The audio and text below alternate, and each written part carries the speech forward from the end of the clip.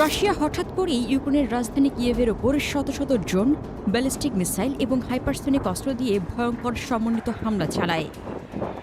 রাত ১টার পরপরই কিয়েভ জুড়ে সাইরেন বেজে ওঠে। তারপর শুরু হয় একের পর এক বিস্ফোরণ। কয়েক মিনিটের মধ্যেই পুরো শহর কেঁপে ওঠে। আকাশে উঠতে আগুনের গোলা, ভেঙে পড়ে ভবনের কাঁচ, মেট্রো স্টেশনে আশ্রয়ের জন্য দৌড়াতে থাকে হাজার হাজার মানুষ। রাশিয়ার ওরেশনিক, কিনচাল এবং ইস্কান্দার মিসাইলের আঘাতে কিয়েভের বিভিন্ন এলাকায় আগুন ছড়িয়ে পড়ে। ক্ষতিগ্রস্ত হয় গুরুত্বপূর্ণ অবকাঠামো। ইউক্রেন দাবি করছে এটি ছিল যুদ্ধের অন্যতম বড় মিসাইল ও ড্রোন হামলা।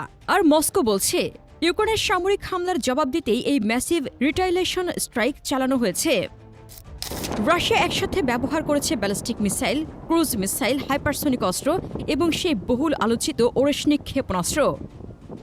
এই হামলাকে অনেক বিশ্লেষক নিউক্লিয়ার মিসাইল ফিক্সিং বলে বর্ণনা করেছেন। কারণ ওরেশনিক শুধু একটি সাধারণ মিসাইল নয়, এটি মূলত পারমাণবিক ওয়ারহেড বহনের জন্য ডিজাইন করা একটি মধ্যম পাল্লার ব্যালিস্টিক ক্ষেপণাস্ত্র। যদিও ইউক্রেনে ব্যবহৃত সংস্করণগুলোতে ডামি ওয়ারহেড ব্যবহার করা হয়েছে বলে দাবি করা হয়, তবুও এর ব্যবহার পুরনো। ইউরোপকে মনে করে দিয়েছে রাশিয়া এখনও তাদের পারমাণবিক সক্ষমতাকে রাজনৈতিক অস্ত্র হিসেবে ব্যবহার করতে প্রস্তুত। হামলার আগে থেকে ইউক্রেনের প্রেসিডেন্ট ভ্লাদিমির জেলেনস্কি সতর্ক করেছিলেন যে রাশিয়া আবারও ওরেশনিক ব্যবহার করতে পারে। কিন্তু সতর্কতা থাকলেও আঘাতের তীব্রতা ছিল ভয়াবহ।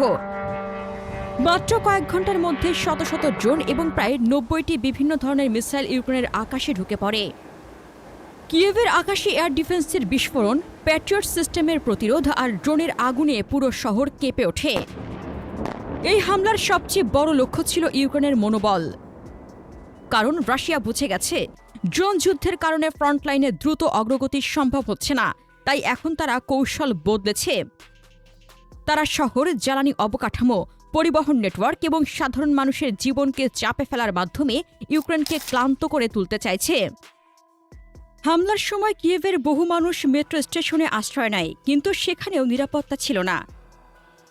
রাজধানী কেন্দ্রস্থল স্বাধীনতা স্কোয়ার, ময়দান এলাকার কাছে মেট্রো প্রবেশ পথ ক্ষতিগ্রস্ত হয়। এই ময়দান শুধু একটি জায়গা নয়, এটি ইউক্রেনীয় প্রতিরোধের প্রতীক। ফলে সেখানে আঘাত মানে শুধু অবকাঠামো নয়, প্রতীকী বার্তাও দেওয়া হয়। এক পর্যায়ে পুরো কিয়েভ অঞ্চল ধোঁয়ায় ঢেকে যায়। জ্বলতে থাকে মার্কেট, দোকান, অফিস ভবন। একটি কৃষিবাজার এবং শপিং সেন্টার সম্পূর্ণ ধ্বংসস্তূপে পরিণত হয়। এমনকি একটি এমসি ডোনাল্ডস রেস্টুরেন্টের প্লাস্টিকের গোল্ডেন আর্চ আগুনের তাপে গলে পড়ে যায়।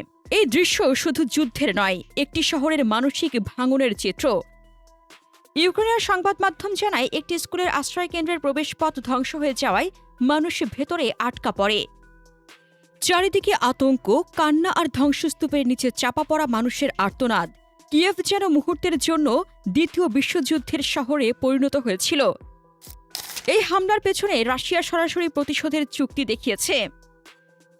মস্কো দাবি করেছে ইউক্রেন সম্প্রতি রাশিয়ার নিয়ন্ত্রিত অঞ্চলে বেসামরিক স্থাপনায় হামলা চালিয়েছে এবং তার জবাব হিসেবেই এই ম্যাসিভ রিটেলিয়েশন স্ট্রাইক পরিচালিত হয়েছে। রুশ প্রতিরক্ষা মন্ত্রণালয় জানায় হামলায় ব্যবহার করা হয়েছে ইস্কান্দার, কিনজাল, সিরিসকন এবং ওরেশনিক ব্যালিস্টিক মিসাইল। বিশেষজ্ঞরা বলছেন এটি ছিল বহুস্তরীয় স্যাচুরেশন অ্যাটাক, অর্থাৎ এত বেশি ড্রোন ও মিসাইল একসাথে পাঠানো হয়েছে যাতে ইউক্রেনের এয়ার ডিফেন্স ব্যবস্থা ওভারওয়েলমড হয়ে পড়ে। কারণ ইউক্রেনের কাছে ড্রোন প্রতিরোধের কিছু সক্ষমতা থাকলেও ব্যালিস্টিক মিসাইল প্রতিরোধে তারা প্রায় পুরোপুরি নির্ভর করে মার্কিন তৈরি MIM-104 প্যাট্রিয়টের ওপর। আর সেই প্যাট্রিয়ট মিসাইল এখন সীমিত। বিশেষ করে মধ্যপ্রাচ্যের যুদ্ধের পর বিশ্বব্যাপী ব্যালিস্টিক মিসাইল প্রতিরক্ষা ব্যবস্থার স্টক কমে গেছে। এই পরিস্থিতি রাশিয়ার জন্য একটি সুযোগ হয়ে উঠেছে। কারণ মস্কো বুঝতে পেরেছে যদি তারা একসাথে বিপুল পরিমাণ ব্যালিস্টিক ও ক্রুজ মিসাইল ছোড়ে তাহলে ইউক্রেন সব প্রতিহত করতে পারবে না। ইউক্রেনের সাবেক প্রতিরক্ষা উপদেষ্টা ইউরি শাক পর্যন্ত স্বীকার করেছেন এটি খুব সহজ গণিত। আমাদের কাছে এত মিসাইল নেই যে এতগুলো ব্যালিস্টিক অস্ত্র থামানো যাবে। ওরেশনিক ক্ষেপণাস্ত্রের সবচেয়ে ভয়ঙ্কর দিক হল এর মাল্টিপল ওয়ারহেড রিলিজড ক্যাপাবিলিটি। অর্থাৎ এটি মাঝ আকাশে গিয়ে একাধিক সাবমিউশনে ভাগ হয়ে যায়, যেগুলো অত্যন্ত উচ্চ গতিতে নিচে নেমে আসে। ফলে এগুলোকে ট্র্যাক করা এবং প্রতিহত করা অত্যন্ত কঠিন। প্রতিবেদনে বলা হয়েছে, বিল্লা সেরকভা অঞ্চলে এই ধরনের সাবমিউশনের আঘাতের চিহ্ন দেখা গেছে। এই হামলা শুধু সামরিক ছিল না, এটি ছিল কৌশলগত মনস্তাত্ত্বিক যুদ্ধ। কারণ যখন একটি পারমাণবিক সক্ষম ক্ষেপণাস্ত্র ব্যবহার করা হয়, তখন শুধু ধ্বংস হয় না, তৈরি হয় ভয়। ইউক্রেনের মানুষকে বোঝানো, রাশিয়ার হাতে এখনও এমন অস্ত্র আছে যা পুরো প্রতিরক্ষা ব্যবস্থা ভেঙে দিতে পারে। এদিকে ইউরোপের প্রতিক্রিয়াও ছিল তীব্র। জার্মান চ্যান্সেলর ফ্রিডরিশ মের্জ এই হামলাকে রিকলেস এসকালেশন বলে আখ্যা দেন। ফ্রান্সের প্রেসিডেন্ট ইমানুয়েল ম্যাক্রন বলেছেন, ওরেশনিক ব্যবহার দেখিয়ে দিচ্ছে যে যুদ্ধ আরও বিপজ্জনক পর্যায়ে যাচ্ছে। ইউরোপীয় ইউনিয়নের পররাষ্ট্রনীতি প্রধান কাজা কাল্লাস অভিযোগ করেন, রাশিয়া যুদ্ধের ক্ষেত্রে অচলাবস্থায় পড়ে এখন ইচ্ছাকৃতভাবে শহরগুলোতে আতঙ্ক ছড়াচ্ছে। কিন্তু একই সময় রাশিয়ার ভেতরেও চাপ বাড়ছে। ইউক্রেনের দীর্ঘপাল্লার ড্রোন হামলায় রাশিয়ার তেল রপ্তানি স্থাপনা এবং সামরিক অবকাঠামো ক্ষতিগ্রস্ত হচ্ছে। মস্কো পর্যন্ত ড্রোনের হুমকির মুখে পড়েছে। এমনকি রাশিয়া তাদের ভিক্টোরি ডে প্যারেড ছোট করতে বাধ্য হয়েছে নিরাপত্তা শঙ্কায়। তবুও ক্রেমলিন এখনও শক্তির প্রদর্শন চালিয়ে যাচ্ছে, কারণ এই যুদ্ধ এখন শুধু ইউক্রেনের জন্য নয়, এটি বৈশ্বিক শক্তির ভারসাম্যের লড়াই। রাশিয়া দেখাতে চাইছে যে পশ্চিমা নিষেধাজ্ঞা, ন্যাটোর সমর্থন এবং অর্থনৈতিক চাপের মধ্যেও তারা এখনও বিশাল আকারের হামলা চালাতে সক্ষম। অন্যদিকে ইউক্রেন দেখাচ্ছে যে তারা এখনও ভেঙে পড়েনি।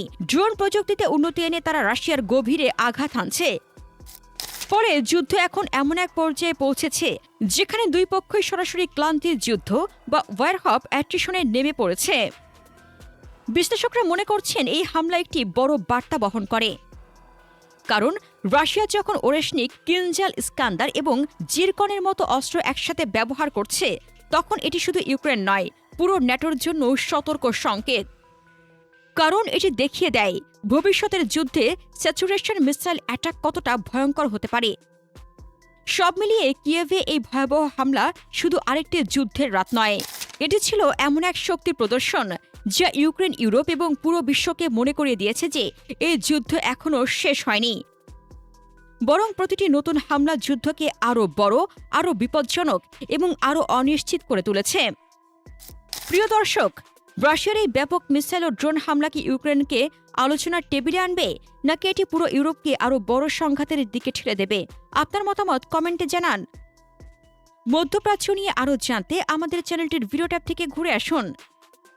এই ভিডিওটি ভালো লাগলে লাইক বাটনে ক্লিক করুন। ভিডিওটি আপনার বন্ধুদের সাথে শেয়ার করে তাদেরকেও ভিডিওটি দেখার সুযোগ করে দিন। ধন্যবাদ।